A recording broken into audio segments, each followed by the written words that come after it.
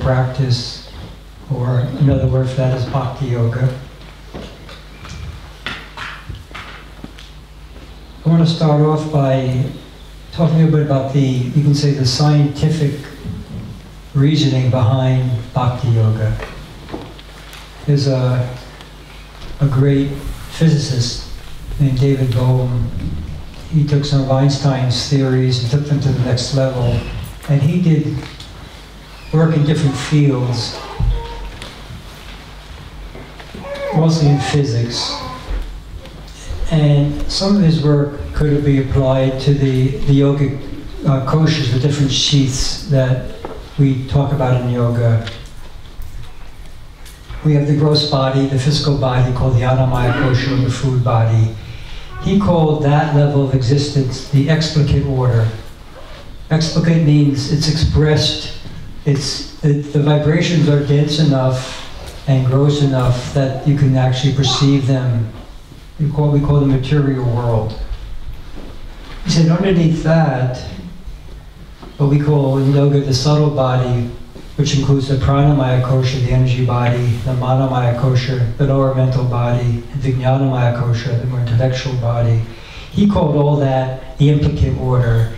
It's vibrational fields that are implied, you can't actually see them.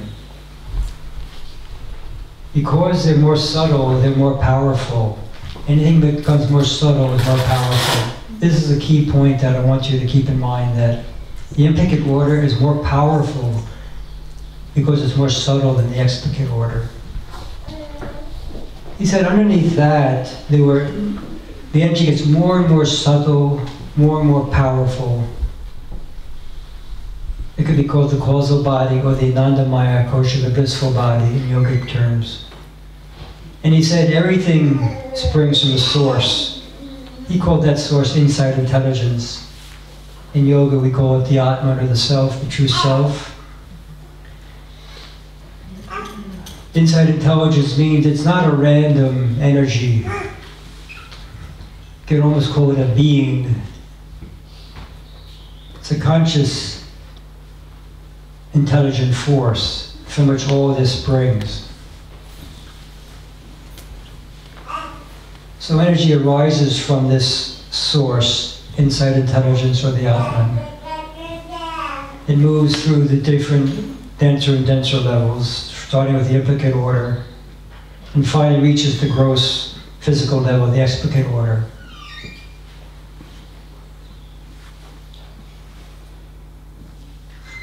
When this transmission happens unimpeded, then the brain receives its energy and impulses directly from the source. And our life flows smoothly. That's what we call being in the flow. There's nothing obstructing our connection with this source of life. We all probably have tastes of that. Sometimes you see great acts of creativity done in that state, or amazing athletic performances that seem impossible, that can only happen in a state like that. But normally it's a rare thing, and normally somewhere along the line that pure energy gets distorted and we feel out of sync. And that happens somewhere in the subtle body.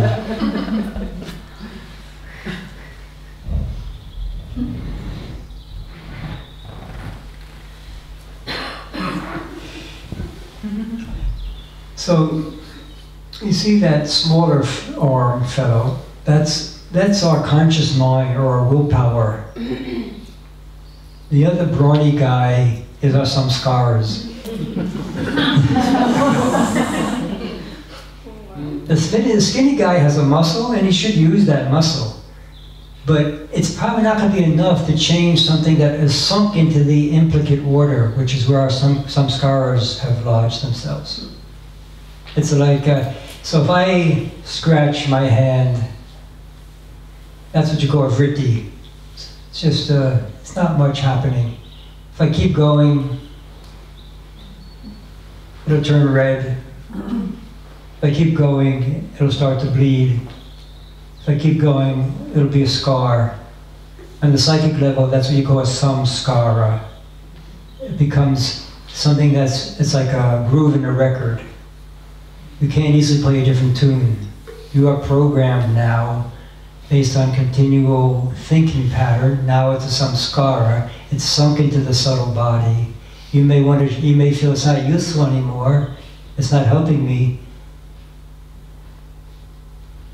Why do I feel inadequate? Why do I feel inferior? Why do I feel superior? Whatever your samskara is, it's not easy now to change that just by thinking differently. I don't want to argue with Patanjali, but Pratipakshibhavana may not be enough. The opposite positive thought, because now you're fighting against something that it's more subtle, it's much more powerful than your brain power. I'm not saying Pratipakshibhavana, I use Pratipakshibhavana, but I use it, I understand the limitations of it. Let me just confirm it. Yeah. That's what I mean. Hey, what? It confirms it. Could be. Could be. Confirms what you said. Yeah. So this is the basis of Bhakti Yoga. Owning energy more powerful than the implicate order can free us from being straitjacketed into a very limited personality and losing touch, this is a Buddhist term, with our original face. The face we had before we got stuck in this personality, this gender, whatever it is that you think of as me. Before all that happened, we need an energy more powerful than that. And that's the idea behind Bhakti Yoga.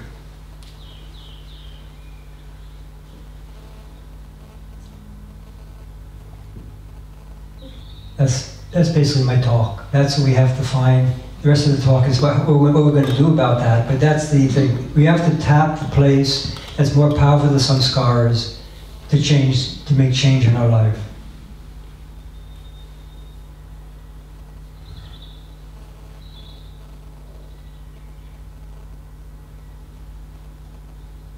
Most of you know the Bhagavad Gita a little bit. Here's Arjuna. He'd been arguing with Krishna about whether he should engage in this war or not. Basically this battle against the samskaras. When he got to really see the samskaras, he recognized, no, that's me. Those are things that I identify as me. I can't destroy them. Am I going to still exist if I don't have my samskaras? And he's talking to his higher self, Krishna, who is also, you can see in the subtle form, is also the all-pervading spirit. And he has this great turning point, one of the great turning points in spiritual literature, where he finally stops, the ego finally says, okay, maybe I don't know everything. Maybe I need to humble myself. And says, my heart is heavy and filled with pain. My mind is totally confused as to my duty. I beg of you to just tell me clearly what I should do. What will bring my ultimate good? I am your disciple. It's a big shift now. I'm your disciple. Please guide me, for you are my sole refuge. That's really the gold standard. If our ego can get to that point, everything goes more smoothly. If the ego's, digging in its heels, sabotaging us, manipulating our reality, getting into our spiritual life and getting proud of how we're better than the people around us, then it's hard to really turn to the soul and make this type of shift. I'm going to go a little quickly because I don't think I'm going to have enough time for this whole talk. Usually I have 2 hours for this, so if I skip some things, you'll know why. So let's go over a number of points to make this shift into tapping into that power beneath the samskaras possible. So the first one I think you understand. When we put ourselves in the hands of the ego, we live primarily in what could be called the head, or you can call it maybe the left hemisphere of the brain, or the intellect. It's associated with what we've learned in our life. We may not recognize its learned patterns, but somewhere along the way we learned these things. Beware of wild stereotypes.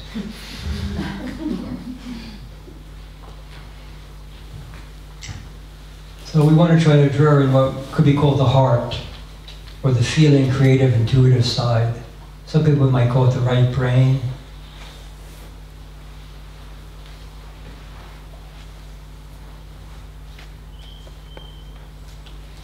The head is looking at divisions and understanding the divisions better, which is important. We need to understand what each division is. The heart is looking for what's beneath all the divisions. Is there anything that's connecting everything?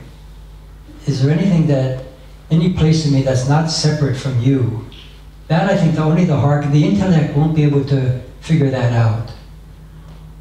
Does that make sense? The intellect is important. We're not trying to downplay the intellect. You probably can't even fully move into the heart unless you are using your intellect to some degree. Develop that, tried your best at that, and then said, that's as far as I can go with my intelligence. So there's something in us that senses and wants to feel that lack of separation and alienation and disconnection. There's a Sanskrit word, Shraddha. We have our Shraddha just arrived here from France. We have another French person here. Faith is the way it's normally translated in English. It's like,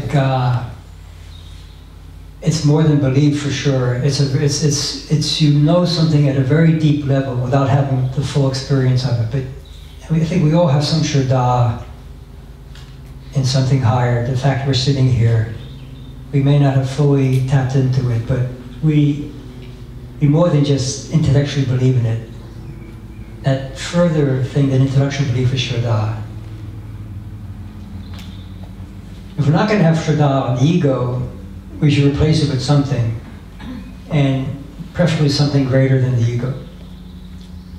So this idea of connecting with the inside intelligence, the source, we need some plug to connect. That connection is the Shraddha. It's like, okay, here's my true self.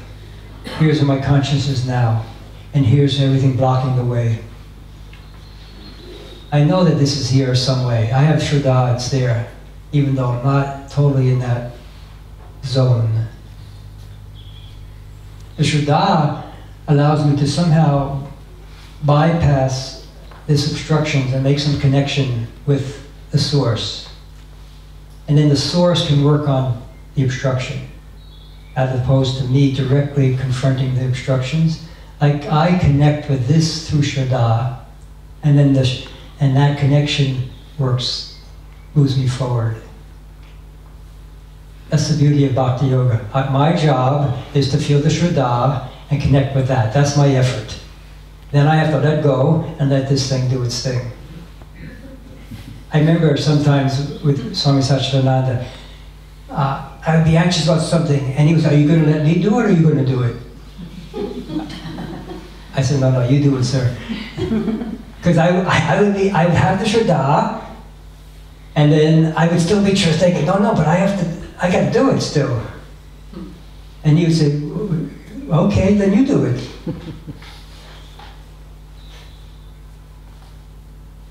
It takes a different level of Shraddha to say, okay, my job is just to hold here. I don't know what's happening next, but let's see.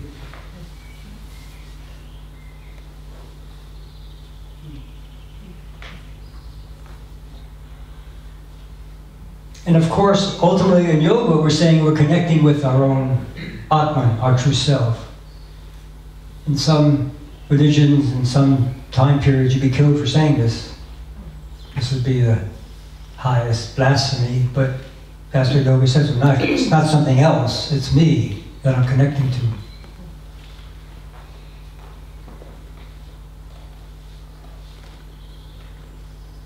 And then the rest of our spiritual life is how to develop this connection through a relationship. This term, Ishta Devata, Devata is the light, Ishta is the way my heart would gravitate toward the light. And the thing about Bhakti Yoga is it's about a relationship.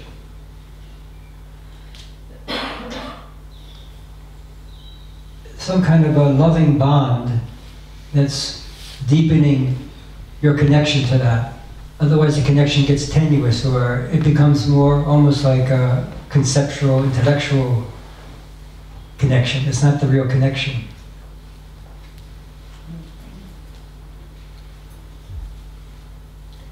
Though what we're trying to connect with is beyond the mind, since we're living in the mind, it's good to have some kind of concept, form, or concept as a starting point. So I may lose some of you here now because what do you mean, some kind of form? You may not have a form for that. That's fine, but you have some way of believing in that. For most people, having something a little more concrete is helpful, but I wouldn't become nervous about that if you don't have that. Just like as when the disciple is ready, the guru appears. When your soul is ready, you'll get some indication of your Ishtadevata. It'll come to you in some way. I remember when I had I've had two Ishtadevatas in my life. First it was, I just saw this picture, I didn't even know what it was or who it was. I just loved this picture. I cut it out and put it on my wall. It turned out to be a picture of Sri Krishna. I would just look at it. I felt good looking at it. It relaxed me. I didn't know anything about Ishtadevata at the time. But I guess my soul was somehow ready, and I said, that's what I want to look at, and I want to feel that energy from that. So it may happen something like that, where you'll just feel that. Some of you probably already are using some type of form. Many of you may not be.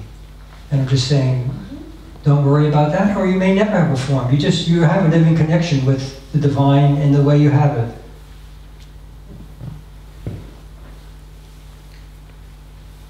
But the thing is about Ishtadevata is it's a portal. So who cares about what the form is? You pick the form that you want.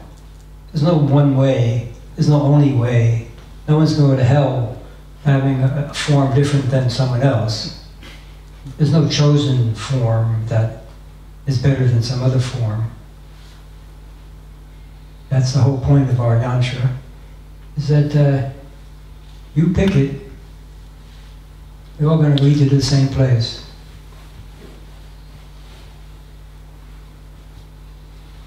And then our job is to keep strengthening that connection. We want the connection to be strong enough to overpower the samskaras in the implicate order.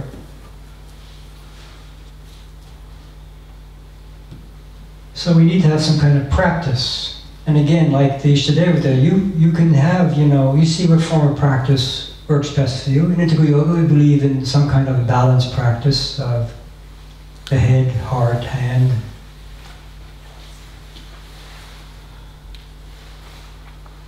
Like the way I would develop it was, like in New York, I don't have a car anymore, but in Virginia, you need a car if you can get around. So if I was driving by myself, I would still always put the seatbelt on the passenger side, my Ishtadevata. And then it would really affect how I drive. If I'm on my own, I'm a little bit reckless, I'm not paying that much attention. But now, if I'm driving my Ishtadevata, it's a totally different story. Now, I'm not going to take any risks. Now I'm driving it as a real meditation now. Because my Ishtadevata is right next to me. I do a lot of traveling, so I'm walking in airports and it's crowded and all sorts of things happen. So if I hold my hand on Ishtadevata, everything is relaxed. I'm not worried. I'm not alone. I'm walking this earth with my Ishtadevata. So I don't feel I'm on my own. If I'm giving a talk, then I would be terrified. But if I can connect to my Ishtadevata, then, all right. I was asked to come to Gaunts' house, give a talk. Let's do it.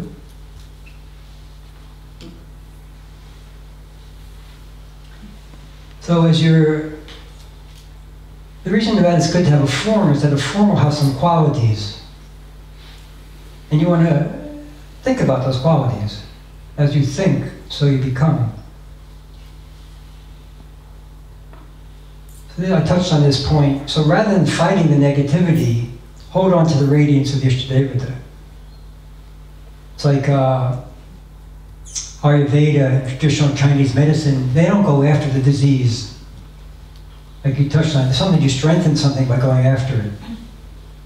They strengthen the immune system and let the immune system take care of the disease. You just strengthen the part that has to deal with the disease. Don't you try to kill the symptoms of the disease, like, or the allopathic approach. So this use of the Ishtadevata is something like that. I may have plenty of negative qualities. Not probably. I have.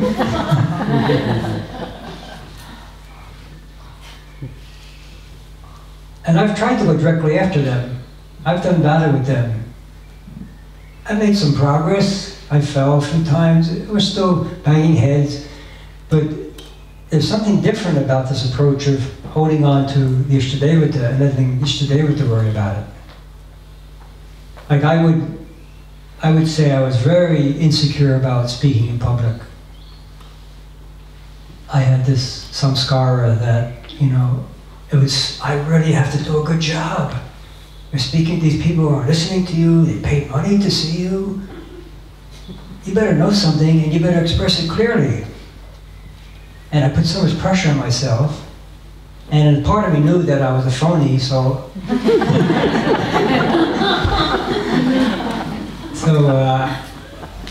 it's just a matter of trying to fake it as best I could. But if I can hold on to my Ishtadevata, that's a wholly different story. Then those samskaras I don't directly confront.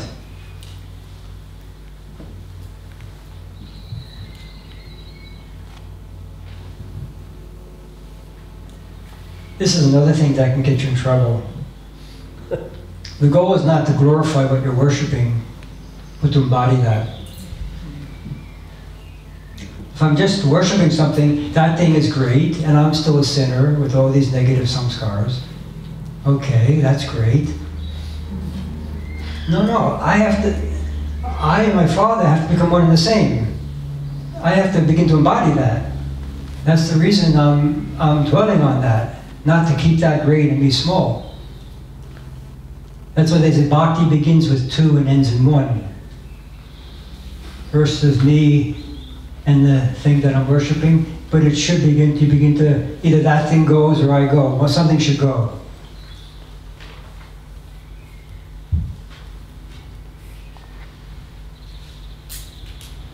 And then they get into this word that Patanjali uses, Ishvara Pranadhana. And then you put more of the responsibility for your spiritual life on the shoulders of Ishtadevata.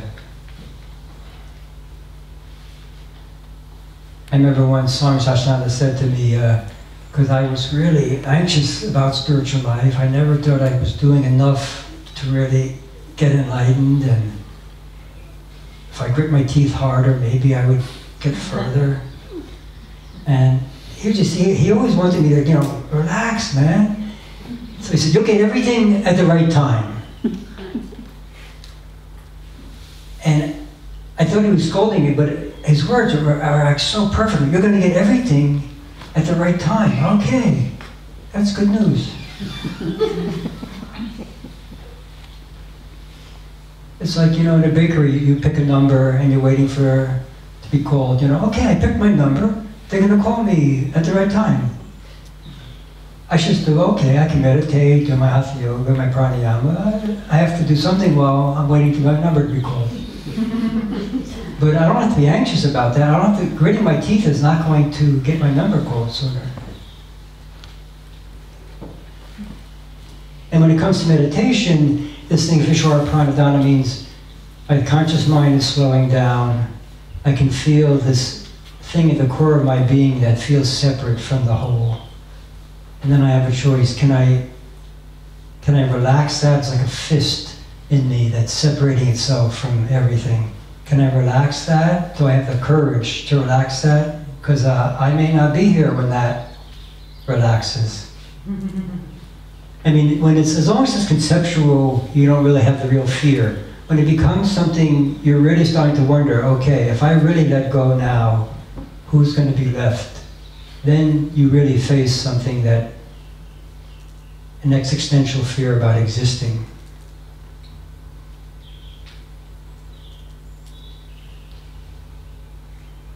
And if you love that thing you're letting go into, you could do it.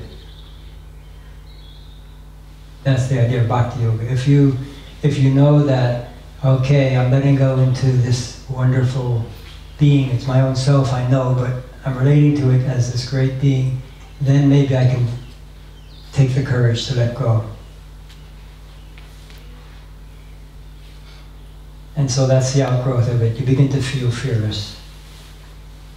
That's Gurudeva's famous words.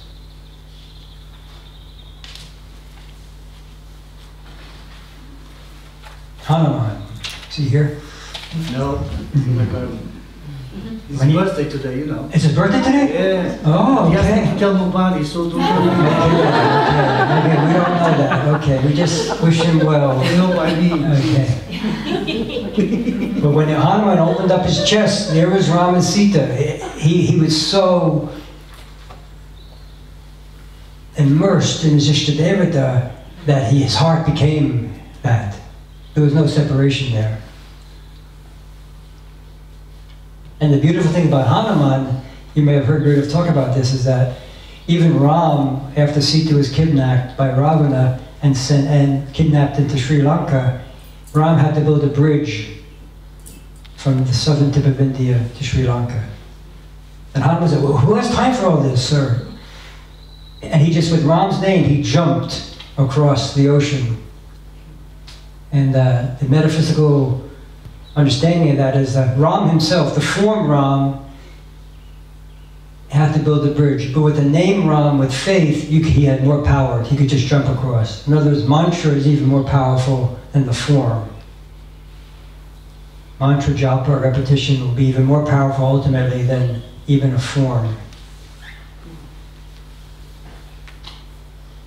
Because we have faith, it doesn't mean we're not going to face very difficult situations still. We may even face more difficult situations to find out, do we really have faith or not? How do you know if you have faith? The only way to know is something that really shakes you to your core. You have to be down on your knees to know if you have faith or not.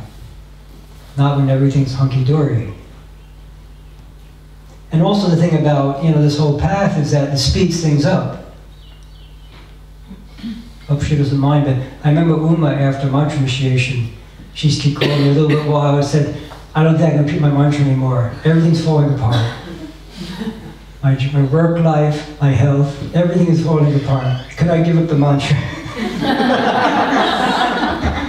I said, how about just repeating it once or twice a day, something like that. I said, don't give it up, but just keep it a little bit alive, because that's what happens. Things first have to be Shiva, we go Shiva, things have to be ripped away from you, collapse. And then you start from a different foundation, or a firmer foundation than the foundation you had. So difficult situations are come, but it could be that a situation that was supposed to take your head off just takes your hat off. I mean, that's controversial whether that's true or not. Because if I did something, if I took someone's head off, can the karma just take my hat off? I think it's possible. When I had took the head off of somebody, my conscience was at a certain level, certain crude level. By the time the karma caught up with me, I was sensitive enough so that I only needed to learn the lesson by losing my hat. The whole reason for the karma is to teach me something. The hat may be enough to teach me. But if I'm supposed to lose my head, even that I won't take as a negative thing. That's what I had to face. I lost whatever is my life, or a loved one. I had to lose that to move forward. that has to happen. But I felt sometimes, you probably also felt it sometimes, when something really bad could have happened and it was not great, but it wasn't that bad. That could be because we matured enough so that we only had to face that had taking off karma.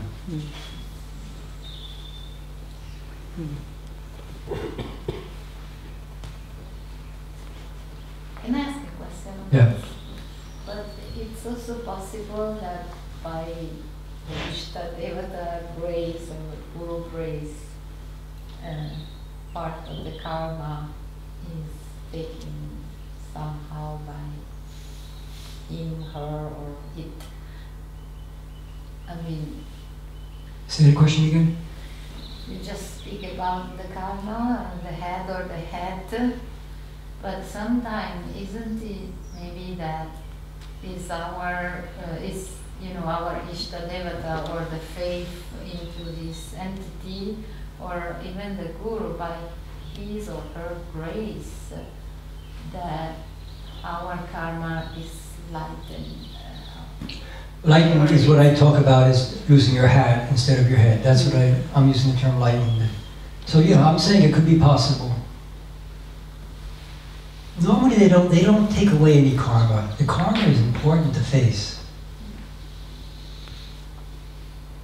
They give you by having faith, you have the strength to face the karma. That's what they offer you, is the strength to face the karma, more than taking away karma. Gurudev talked about, he used to do things, he had certain powers. People would take food that he would bless, and they would get healed. And then he got a clear message, don't do that. Don't mess with that area. People, if that person's sick, let them find. What Gurudev did after that, after he got that message, was he may still do some of that, but he would always give you something to do to make you feel that I'm also doing something to improve my health. Not that I put a hand on you and now you're healed. And maybe they could even take away karma. I mean, who knows how great these people are, but I think they normally don't. Karma is not something, an evil thing that you want someone to take away from you, even if it's a hard one. My experience is that the hardest karmas I face have been the most important experiences in my life.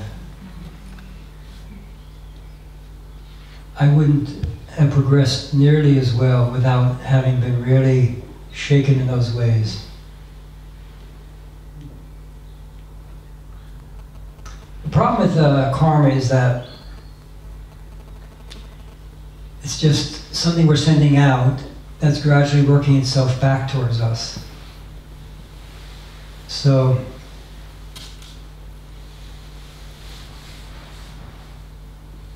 if I'm sending out, if I'm 16, 17, 18, I'm sending out an energy that, wow, I'd really like to find the perfect woman in my life. Someone who really loves me and I love her. And that's what I'm sending out into the world. And then it's slowly working its way toward me, but now, since then, I became a monk. I became clear about my path. And then that person knocks at my door. You could say it's the devil tempting you. No, it's just what you sent out. Took the time it took to reach you. You can have your own way of thinking about this, how something you sent out earlier now is coming to you later. And then you have to decide. What's the true you? What's more honest for you at that point?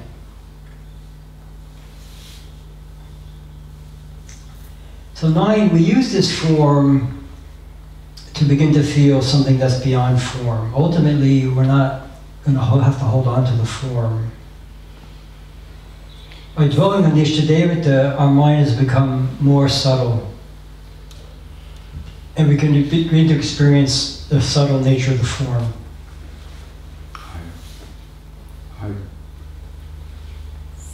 Excuse me, sorry.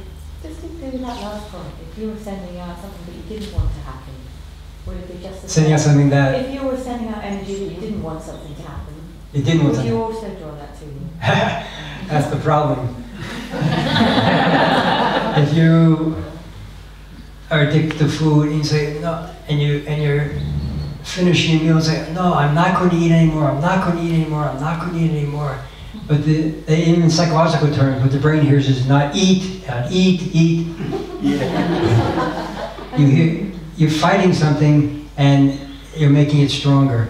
And more distantly, like, I really don't want to see that person again. I really don't want to see them again. Yeah, I would say there's a good chance.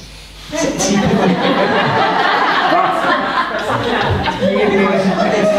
that not wanting to see is an attachment also. Yeah, fair enough. Right? So there's this subtle web that's being sent out to that person. Stay away! Don't come into my life again. You caused me enough pain already. And that is keeping you connected. And then the karmas are still staying alive somehow, and it could be, if not in this birth, next birth, who knows? Yeah. Yeah, there's a scene in the Star Wars movie where Luke Skywalker is with the evil Emperor, and the Emperor had tricked them, and their forces are getting destroyed through an ambush. And Luke is watching it happen, and the Emperor's just sitting there watching Luke. And the Emperor says, go ahead, let your anger build. Your weapon's right here. Your phaser, pick up your phaser, kill me, and join me forever on the dark side of the Force. Like your dad, Darth Vader.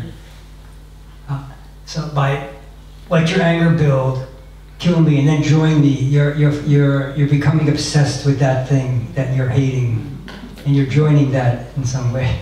Would it not be better for you then to pray for them? To be happy, to be content? I think that's the best. That's the most freeing thing you could do is your enemy, just pray for them, wish them well. What I try to do before I go to bed at night, if I have any ill will towards someone, I give them a psychic hug. I feel heart-to-heart connection. Because who knows if I wake up or not. It's like a mini death. So I want to die with clean hands. So I practice it when I go to sleep. It's a practice for dying, going to sleep. So you don't want to go to sleep saying, I'll get even with you someday. So I think so. I think that's the way to finish off the karma. And the amazing thing about this practice, which I've found in my life, is that then when I see that, if the person's still in my life, when I see them, I'm more relaxed. And one day they smile at me for some reason. I didn't do anything overtly to shift the relationship, but I just sending out, may you be peaceful, may you be happy, I wish you well. And then they smile at me. Swami, so would that be because you're thinking good thoughts, you're cultivating your Shraddha, it's growing to enable you to face that problem, face that person, that thing. So yeah, there's something shifting in me, and the me is not really different than the outside world. And it's really hard to understand what that means. I only vaguely grasp it, but if I shift the inner world, the outer world shifts. If I shift what I'm sending out, what's coming back at me shifts.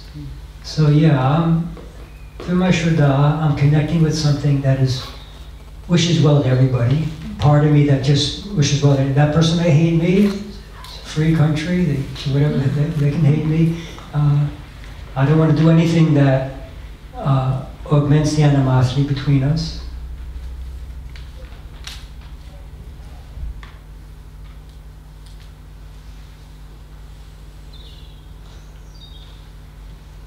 So then we don't strive so hard. We trust that we're going to be given what we need, and we have to be prepared to lose everything else. Is what I was just saying. You know, as we shift internally, we begin to attract different things. I've seen that in someone who's looking for a partner. According to their consciousness, I've seen them pick wrong partners again and again until they're ready for the right person. It's not even that they were wrong partners. They were the partners you deserved. Those are the partners that you were supposed to have, you had to face. And then at a certain point you start attracting a different type of person. I've seen it so often.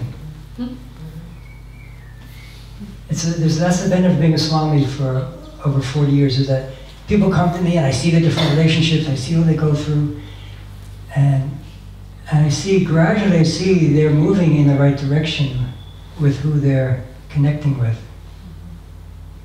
Sometimes they have to take a few steps seemingly back.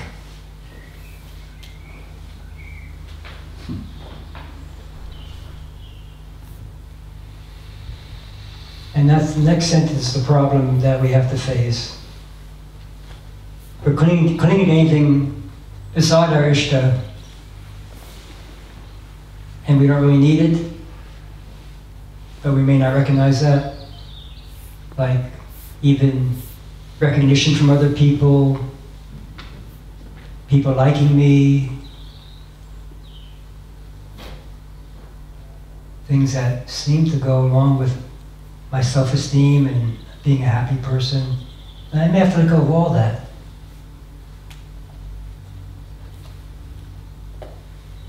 You know, we do this Om Karam chant in the morning. We did it this morning. We'll do it each morning we're here, Om Karam. And it says, Omkar is the personification of the Om, or the cosmic energy. Or it's another name for Ganesh. So we're saying, it grants my desires and final liberation. That consciousness will grant even my desires what I want, and final liberation, if I'm clear about my ultimate direction. That's what Jesus meant by, it'll be added unto you.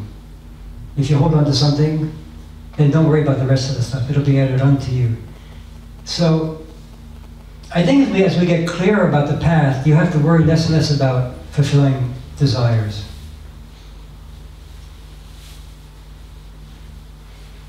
Somehow, it comes your way. You may have to still do something, but you don't feel it as a struggle.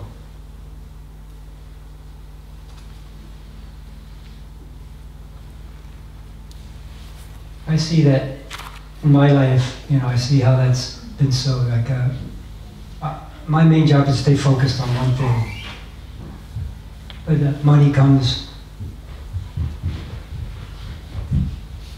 good relationships come, good food comes, everything comes, and I don't have to think too much about it. I can just stick to being sincere about this one thing. And of course, your bhakti should begin to have a karma yoga aspect to it. It's not that you just love something and it doesn't express itself in any way. My Ishta is not really different than you're the core of your being, so I may start to actually care about you through bhakti yoga. It may lift me up from my third chakra into the fourth chakra. In the third chakra, I'll care about you based on my own self-interest, and that's how most people love. It's very hard to raise above that. I'll love you as long as I get what I want from you. As long as you keep loving me in a certain way, I'll love you. But when you get to the fourth chakra, then that's a different game. Then I actually care about your well-being, somewhat along the lines as much as mine. And therefore, I'm ready to do something to help to make your well-being manifest.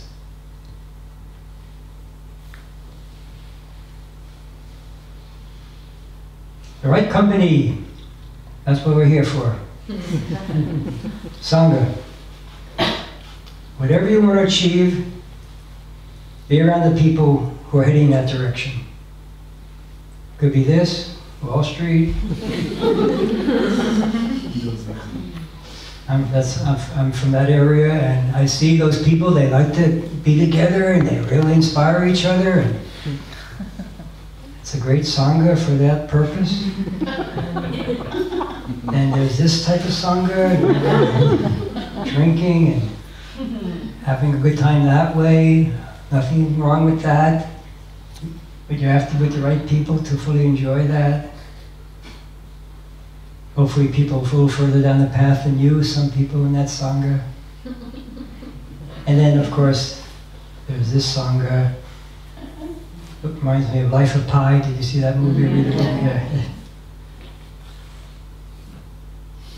So that's why we all took this time to be together. It really, I think everyone will feel how it helps to do this together. And as I said last night, Swami Asokananda really felt the importance of doing it together.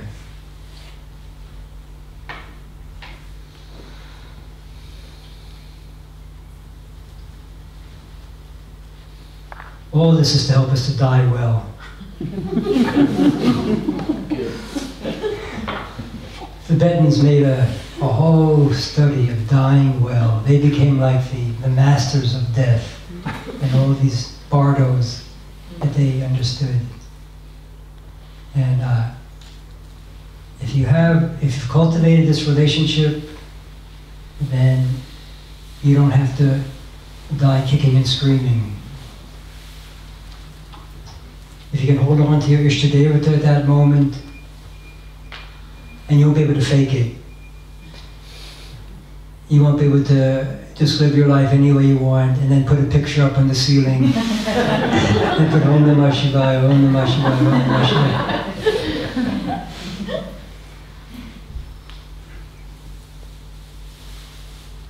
I've heard, lamas who told their relatives, get out of the room.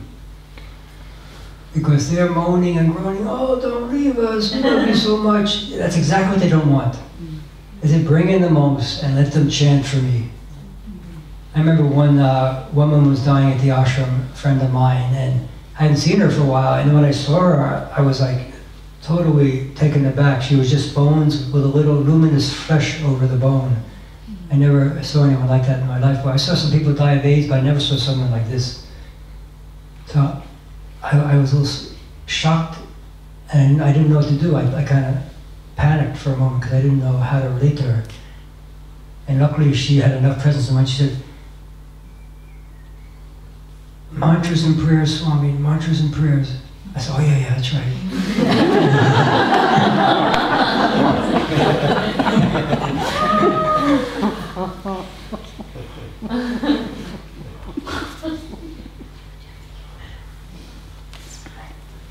Yeah, the Gita talks about leaving through one of the higher apertures of the body, preferably this one they talk about, like this person's doing. That'll, see, yoga doesn't make a big deal about death. It's just the Annamaya kosha.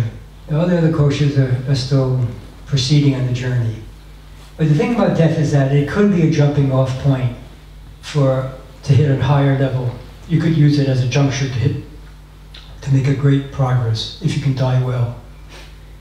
But as I say, you can't fake that. As the conscious mind is crumbling, the subconscious tendencies will begin to gather together, and the strongest samskaras will come to the fore with some subsidiary samskaras behind them, and they'll lead through some hole, navel, or the ears, or the eyes, somewhere they'll leave the body, and that'll determine your next birth. So, you could do your best to use the episcopal order to try to shift what's happening, but it won't really help that much, I don't think. It'll be like me say you love food like I love food. So I'll be going, Om Namah Shivaya, Om Namah Shivaya, Om Namah Shivaya, doing charak on my picture, Om Namah Shivaya, Om Namah Shivaya. And then as the conscious mind is about to crumble fully, I go, Om Namah Pizzaya. I won't be able to stop it. The samskara will just burst out, and I'll need to be reborn in Italy.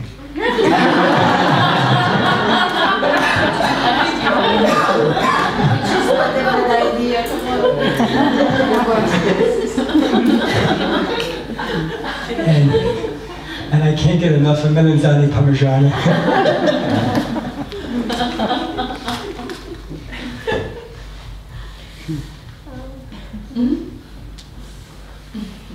So that's why you can't wait to that last minute. You got to start wherever you are now. There's a saying in English, I don't know if you have it here, make hay while the sun shines. I think I asked someone what that meant. I guess if you make hay when the sun is down, it gets moisture and it's not as good, it gets moldy. You have to make the hay when the sun shines. So now the sun is shining for us, we have to make the hay.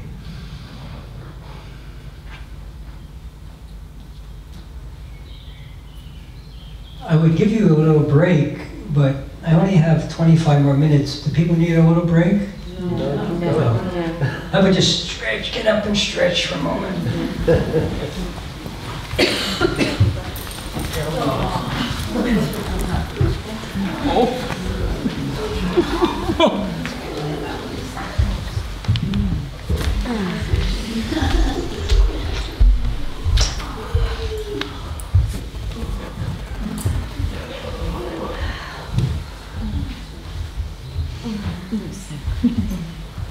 Does anybody have a copy of the Living Gita here? No. Who does? No. You have it actually here? Yeah. Oh, good. I'll take it. Okay. This will be good.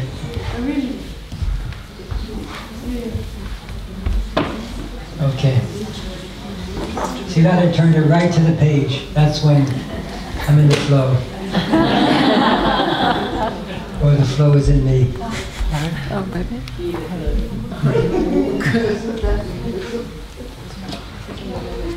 Okay. So an important practice in Bhakti Yoga is repetition of a mantra or japa yoga. These mantras are not something that the intellect can comprehend.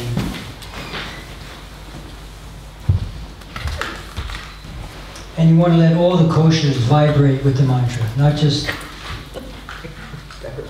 repeat it mentally or even out loud, but you want to feel all the koshas reverberating with these sacred sounds.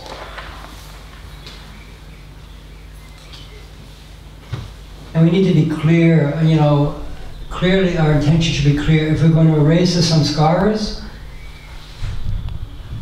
then we have to use the mantra in a more conscious way. They'll have an effect even if we do it unconsciously, which is still good. But if you do it consciously, and that's why we have formal sittings of meditation and just really focus on that, then you're building up your connection to the source, and that vibration is beginning to work through the obstacles in the way. The mantra is just an approximation of a sound vibration that's at our core. And by repeating it, we're starting to tune our radio to that frequency, and then that frequency is taking care of the discordant vibrations that are making us misaligned.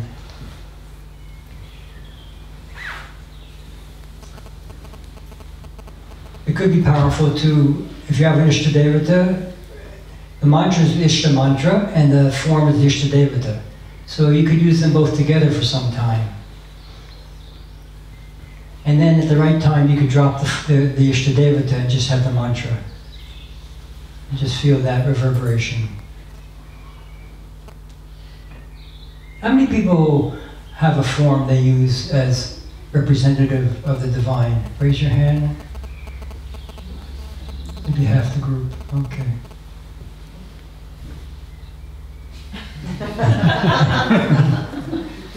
This means people like this, they use a Shiva Lingam. Shiva Lingam means it's a form, or it's just like it's a rock. It doesn't have so much a form, but they don't want to have no form. And they don't really want to have a form, so they use a Shiva Lingam. But they really worship the Shiva Lingam, so it's really a form in the end. Yeah. The idea is that the sound current is already resonating with us. It's not that we're creating the sound vibration. It's already in us. And we're aligning ourselves to it. And if once we're aligned to it, then we can kick back more and just let that vibration, feel the vibration reverberating through us. That's when you really have worked with the mantra for a number of years. And then you don't have to do You let the mantra do its thing. It's basically, your number's been called now, and now the bread is being prepared for you. Put your order in, and the bread is being prepared for you.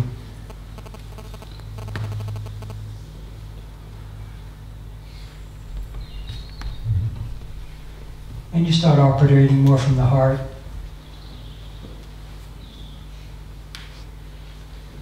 You receive a steady guidance in your life. Begin to feel an undercurrent of bliss. Even in, sometimes I get that sense of there's something, undercurrent of something that feels really nice. And it's nice to know that even if, that happens even when I'm facing very difficult situations, or even if my mind's a little disturbed, I can sometimes still feel that. I don't know if you ever had that. It's not affected by the outer circumstance, even the inner circumstance, even the state of your mind is not really affecting that. That takes the sting out of the pain of life, that undercurrent. That really soothes a lot of jangled nerves.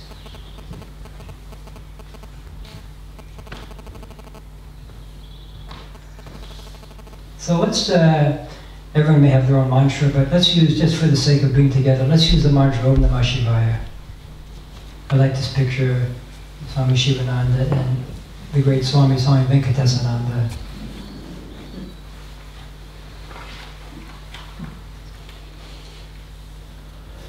Again, the mantras are beyond the intellect, but if you want to have an intellectual understanding of the meaning, some people need that, then Shiva is the pure auspiciousness, or the absolute purity is Shiva. So,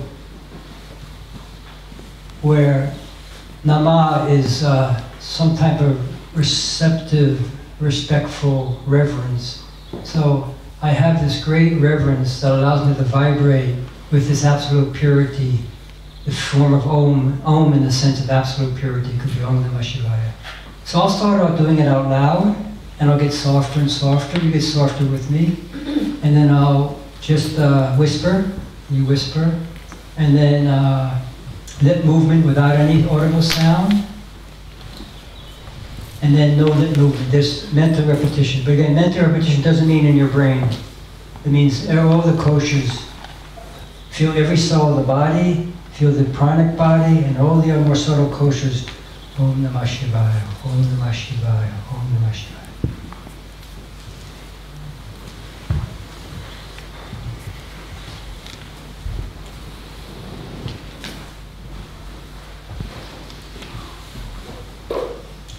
So I'll start, and as you're ready, join in.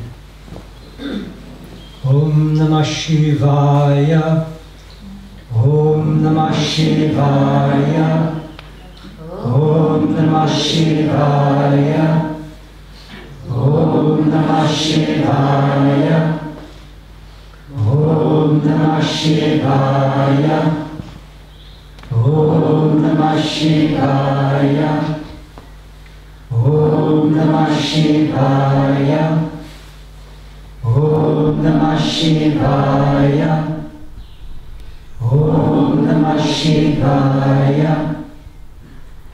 Om Namah Shivaya, Om Namah Shivaya, Om Namah Shivaya, Om Namah Shivaya, Om Namah Shivaya, Om Namah Shivaya, Om Namah Shivaya, Om Namah Shivaya, Om Namah Shivaya, Om Namah Shivaya. Now whisper.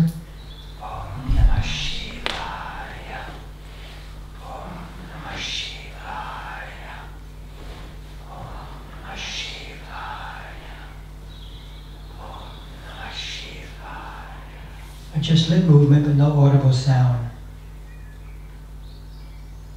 Though enunciated clearly.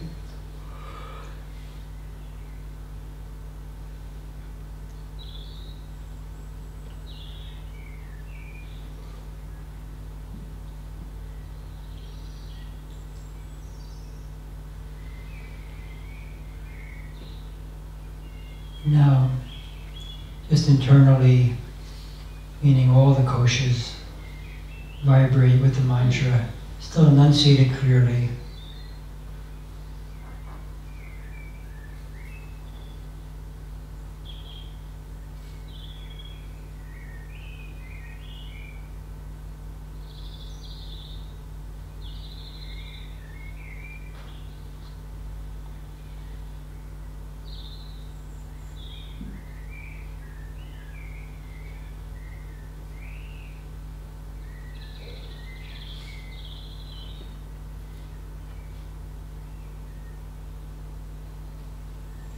Now, stop the repetition and just feel the vibration.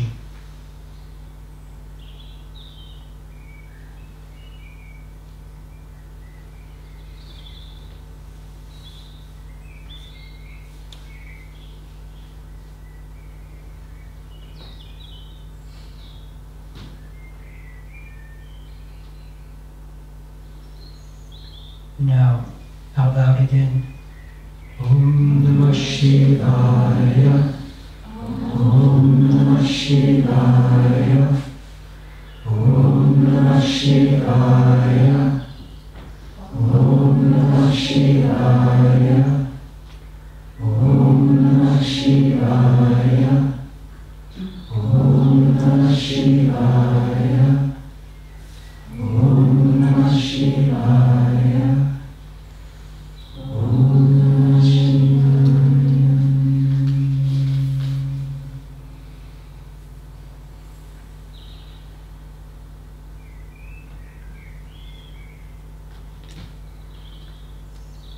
Last part of my workshop, I'd like to read this story, but I'd like to have two people help me to read this story.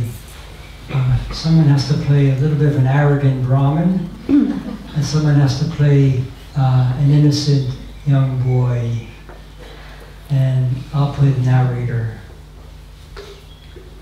Who's the arrogant Brahmin? I'll be now. Okay. Who's the innocent boy? Okay, come.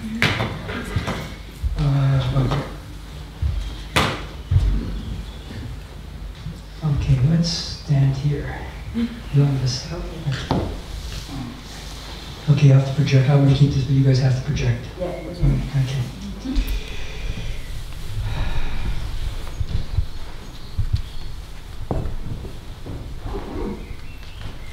In a village there was a learned Brahmin priest.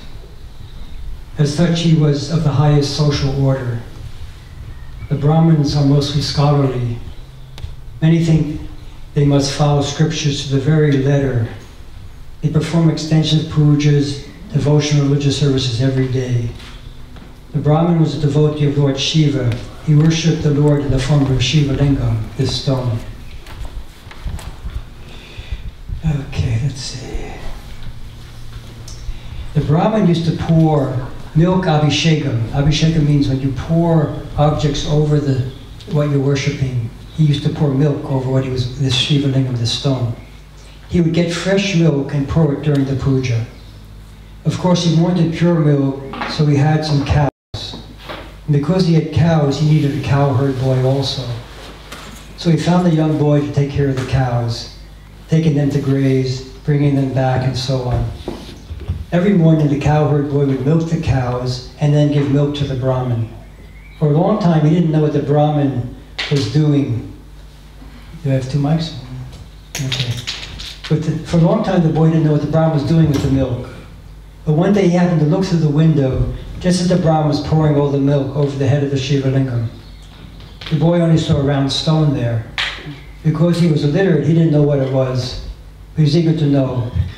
After the puja, when the Brahmin came out, he asked, "Oh, you're the young? No. Oh, yeah. No, they're boy. Sir, I take pains to go and graze the cow in the beautiful pasture land and bring back so much milk. Why don't you drink the milk? You're pouring the milk over the top of that stone." You low fellow, how can you say it's a stone? Don't say that again. You ignorant boy, that's not a stone. Oh, I'm so sorry. Would you tell me what it is then? That's the Shivalingam, God himself. I'm sorry, I'm sorry. I hope God won't punish me. It's all right, you're illiterate. You didn't know what you were saying, so he won't punish you. But don't say that again. Yes, sir, but please tell me, what will he give you to keep on pouring that milk? If you keep on pouring that way. Well, God can give you anything. Knowledge, wealth, health, everything. Oh, that's why you're doing it. Yes. Good. Can I do it too? No. You are an untouchable. You can't do such worship. You don't even know scriptures or the restrictions and disciplines. You can't do it. Don't even try. But somehow, the moment he came to know a little of this, the boy became very curious. What is this? The whole day I tend the cows. In a sense, I'm the one who goes and gets the milk. But he pours it and seems to be getting everything. Can't I do something? One day the boys found a nice small stone, and he placed it in the corner of the cow shed. Before he gave all the milk to the Brahmin, he took a little and used it to pour over the stone. And he really felt it. He felt something truly coming from the lingam. So each day he poured a little more, and of course the Brahmins are quite clever. The priest noticed that the quantity of the milk was less. One day he said, Hey, what are you doing with the milk? the boy was frightened because the Brahmin had told him not to do what he was doing. So he said, Oh, I don't know. There is probably less moisture in the grass or something. Oh, you rascal, you must be drinking it. No, sir, I never drink it. but the Brahmin was still suspicious. Probably he drinks it when he milks. So one day the Brahmin spied on the boy. As soon as the boy milked the cow, he went to a stone and poured milk over it. The Brahmin caught him red-handed. You! I told you not to do that. Why are you wasting the milk like this? Don't ever do that again. The boy apologized, I'm so sorry. but he couldn't stop. At the same time, he couldn't use the stone again. What can I do? He wondered. I see. You may know that one way to milk a cow is to bring a calf and allow the calf to drink a little milk. When the calf starts drinking, the cow will give more milk. After the calf drinks enough, it is drawn aside and tied to a small peg, and then the cow is milked. There's always a peg for the calf. Because it's for the calf, it's a well-sanded, smooth peg, so the calf won't hurt itself there. Looking about, the cowherd boy noticed the calf tying peg and thought, This looks like a Shivalingam. If I bring another stone here, he will know what I'm doing. I'll just take a little milk, immediately pour it over the peg, and then go. And that's what he did. For a few days it was all right. But again, the Brahmin grew suspicious. One day as the boy was pouring the milk, the Brahmin caught him again. He's not going to stop, Thought the Brahmin. He's gotten into a habit. I don't want anything here that will even look like a Shivalingam. I'll just chop off this peg. He brought an axe and started to chop the peg. But when he gave the first blow, he saw blood pour out. Then he realized his mistake and cried out and fell at the feet of the little boy. You should be my guru. I've been worshipping all these years, but your devotion has brought God into this peg. Please tell me, what do you feel when you pour the Abhishekam? The boy was frightened at the same time because he was asked. He felt he had to say something. Sir, I don't know. When I pour, I feel somebody stroking my head, somebody talking to me. I see visions, I see God coming to me. So that's why, when I was prompted to do more and more, again and again, that's why I was prompted to do more and more, again and again. Even with your strict words, I couldn't stay away. Then the Brahmin realized his strict 3-hour worship was nothing compared to this little illiterate boy's worship. Even today, there's a shrine at this place in South India. It's called Kandapur, which means the calf peg village. It might be a little too much for 20th century brains to accept. If you have faith, stones and pegs will talk to you. Haven't you heard that of many great saints talking to pictures, to statues? Can you say it's all false? If you have faith, you can see God in everything. Thank you.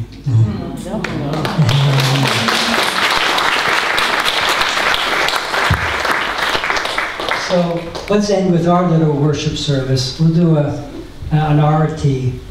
Everybody can stand and come up close to the altar. Maybe we'll use Gurudeva's photo.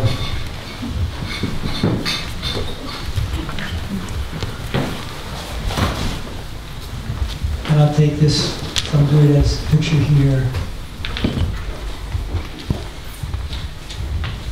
So it's just a light that's being waved if you don't have faith.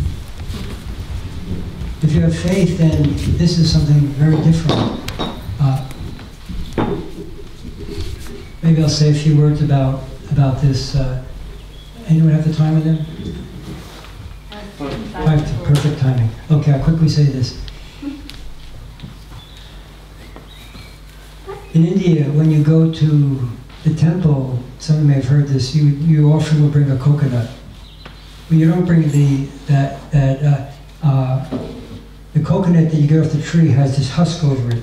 So you take the husk off, and then you bring it to the priest, and the priest has a rock there. He cracks it on the rock, and then that pure white kernel is offered to the deity. And then they switch substances. It becomes, they switch it to camphor, and they wave the camphor to the deity. So this, you have to imagine this is camphor. So the idea here is that the husk part is the tamasic part of ourselves, the dull part that doesn't really have interest in growing, that is satisfied with the samskaras, just leave me alone. That, no one can do anything for you. You have to do something about that. To remove the tamas, no teacher is going to do that for you. That you have to have gone through enough experience in life to want to do something about that. And then you have this rajasic hard shell, and you do your best to crack it, but you can only go so far. So you come to the priest who's the teacher, and that teacher cracks it. And then you have this pure sattvic kernel. And that's what's offered to the divine, the sattvic ego. And when the divine light touches that sattvic ego, it begins, that's why they switch to camphor. Camphor is unusual in that if you get the pure stuff, it leaves no trace. You have some. Normally if something burns, that's okay. We only have 3 minutes now. Normally if something burns, it leaves at least some ash or something, but camphor just dissolves. The idea is that if I really am touched, my sattvic ego is really touched by the divine light, then I'm the whole. I'm not something distinct from the whole anymore. So those who know the Jyoti chant, maybe if you know the Jyoti chant, as we chant the Jyoti chant, you want to feel that sense that I'm letting go and dissolving into the whole. And the real me, it's not, when I say I'm dissolving, it means that the false me, the one that's been hiding my real self, is dissolving, and then the real me is there. That's why I'm not afraid. That's why the fearlessness comes, because the real me is now can shine forth, not that I'm gone. And then you can take the light in, you've probably seen that, you can take the light in, you'll see some people doing that.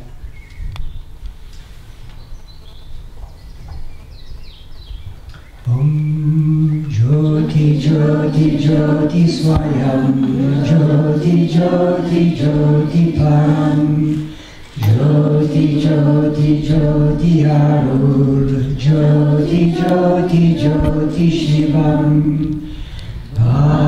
Jyoti Soma Jyoti Vana Jyoti Yana Jyoti Mahajyoti Yoga Jyoti Jyoti Vata Jyoti Nada Jyoti Hema Jyoti Vyoma Jyoti Eru Jyoti Viru Jyoti Eka Jyoti Eka Jyoti Eka Jyoti Jyoti He. You can draw the light in.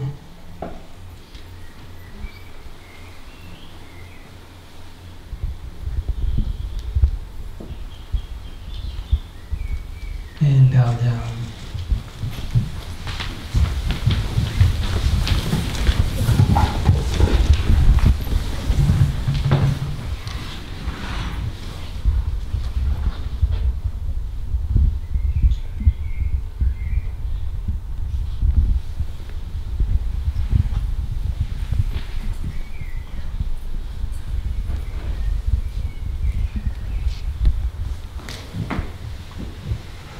I wish us all